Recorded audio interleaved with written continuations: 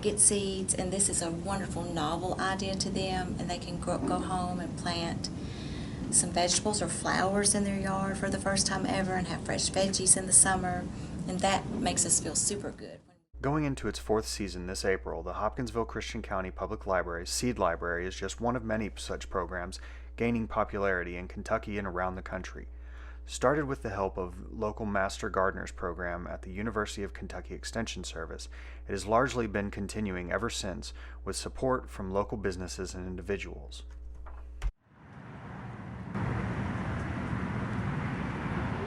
Our Master Gardeners have always been supportive of the different types of programs, and so we try to assist with that wherever they need us.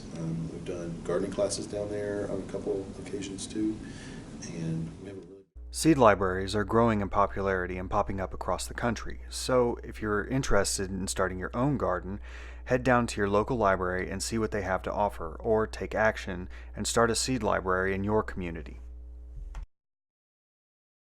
For more information on the HCCPL Seed Library, go to www.hccpl.org.